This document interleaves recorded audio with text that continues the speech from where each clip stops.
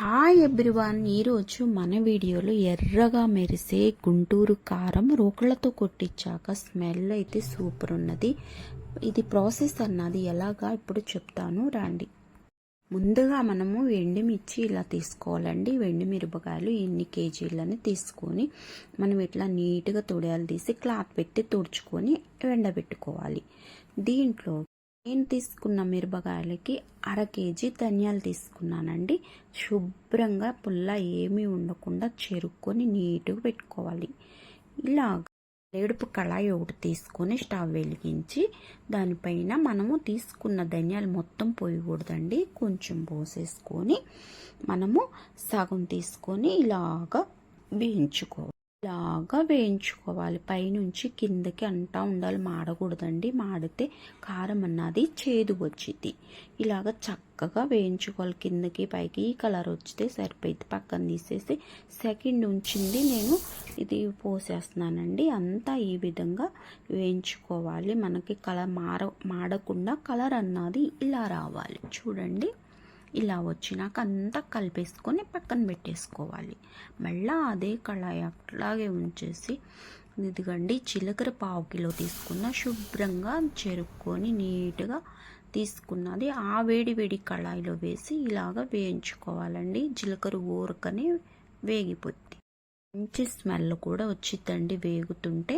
ఈ కలర్లో వస్తే మనకి సరిపోయింది. తీసి పక్కన పెట్టుకున్న ధనియాల్లోకి వేసేయాలి. వెంటనే మాడిపోయిద్దండి, మాడకుండా చూసుకోవాలి. అంతా వెంటనే కలిపేసేయాలి. వేడి మీద ఉంటే మా కలర్ చేంజ్ అయిపోయింది కాబట్టి. అలా కలిపేసుకున్నాక ఆ వేడి కళాయిలో ఇప్పుడు మనము 100 గ్రాముల మెంతులు అండి, ఒక 100 గ్రాముల మెంతులు తీసుకొని వీటిని కూడా వేసి దోరగా వేయించాలి. మీడియం ఫ్లేమ్ పెట్టి, మనం హైలో పెట్టకూడదండి, వెంటనే మాడిపోయిద్ది. అందుకని మీడియంలో పెట్టి నిదానంగా వేయించుకోవాలి. ఈ కలర్ వస్తే చాలు, తీసి పక్కన పెట్టుకున్న దాంట్లో వేసేసేయాలి. అది కూడా ఇలాగ కరివేపాకు తీసుకొని ఫ్రెష్గా ఉండాలండి. కరివేపాకుని ఇలాగ శుభ్రం కడిగి ఫ్యాన్ కింద పెట్టి క్లాత్లో వేసామంటే ఆరిపోయింది. ఇది కూడా ఆ వేడి కళాయిలో వేసి దూరగా ఇలాగా వేయించుకోవాలండి. బాగా చిటపటానిద్ది, మనకి చక్కగా వేగిపోయింది. ఈ కలర్ వచ్చిందంటే చాలు, పట్టుకుంటూ ఊరుకొని నలిగిపోయింది. ఇది కూడా పక్కన ఉంచేసిన దాంట్లోకి వేసేయాలి. వేసి అంతా కలిపేసుకోవాలండి. చక్కగా మొత్తం ఇలాగా కలిపేసుకోవాలి. కలిసిపోయేలాగా కలుపుకున్నామంటే మనకి ఎండిపోవటానికి బాగుంటుంది. ఇప్పుడు పక్కన ఉంచేసి ఇది కూడా రాళ్ళు ఉప్పు అండి, తెల్లగా ఉండదు తీసుకోవాలి. రాళ్ళు ఉప్పు నేను కూడా ఉప్పు తీసి పక్కన ఉంచాను. వెల్లుల్లి గర్భాలు కూడా ఒలిచేసి ఇలాగా తీసుకున్నానండి. వీటిని మంచి గర్భాలు తీసుకోవాలి. కారం అన్నది రుచి టేస్ట్ బాగుంటుంది. ఇలాగా మంచి గర్భాలు తీసుకొని ఇలాగా ఒలిచి పక్కన ఉంచుకొని ఇప్పుడు ఈ మూడింటిని మిరపకాయలు పైన ఎండబెట్టానండి. వీటిని కూడా ఎండబెట్టడానికి తీసుకెళ్తున్నా. పైన పోసానండి. చూడండి ఎండ ఎంత బాగా చక్కగా వస్తుందో. ఎండిపోయినాయి కూడా ఇవి, అంత బాగా ఎండ వస్తుంది. ఈ మూడింటిని కూడా తీసుకెళ్ళి జస్ట్ 1 గంట ఎండబెట్టామంటే వెండిపోతాయి. గర్భాలు కానీ ఇవి కానీ తడియమన్నున్నా చక్కగా పీల్చేసిద్దండి. ఈ మిరపకాయలు కూడా వెండిపోయినాయి. ఇలా నీట్గా తొడియాలు తీసి క్లాత్ పెట్టి తుడుచుకొని ఇలాగా ఎండబెట్టేసాను. చూడండి, ఈ విధంగా ఎండబెట్టిన వల్ల నేను మిషన్ దగ్గర తీసుకెళ్తాను కిందికి తీసుకొచ్చానండి. తీసుకొచ్చి గర్భాలు చూడండి ఎలా ఎండిపోయినాక ఎలా వచ్చినాయో.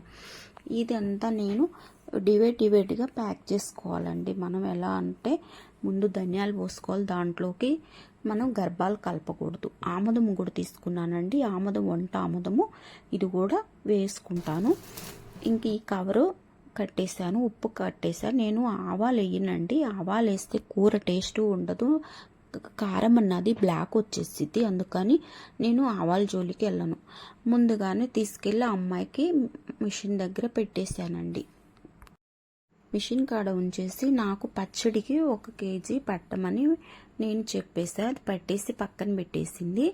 ఇది మళ్ళీ మసాలాలోకి ఈ అమ్మాయి ఇలాగా పడుతుందండి. నేను మిరపకాయలు తీసుకెళ్ళి అక్కడ పెట్టేసి వస్తా. ఆ అమ్మాయి చక్కగా పట్టేసిద్ది. నాకు తెలిసిన అమ్మాయి అని నేను ఉండను. నాకు నీట్గా పట్టేసి దానికి ప్యాక్ చేసి ఉంచిద్దండి. నేను వెళ్ళేసరికి ఈ విధంగా చూడండి ఎంత నీట్గా పడుతుందో. జల్లించుకునిద్ది పట్టిద్ది, జల్లించుకునిద్ది పట్టిద్ది, భలే నీట్గా పట్టిద్దండి. కారం అన్నది అస్సలు మెత్తగా బాగా పట్టిద్ది. నేను లేకపోయినా చక్కగా పట్టి అక్కడ ఉంచేసిద్దండి. అంత బాగా పట్టిద్ది. చూడండి ఎంత బాగా పడుతుందో.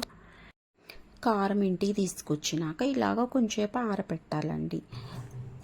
ఇది ఆరబెడితే మనకి మంచిగా ఆరిపోయింది. నచ్చిందా ఫ్రెండ్స్? నచ్చితే లైక్ చేయండి, షేర్ చేయండి, కామెంట్ చేయండి.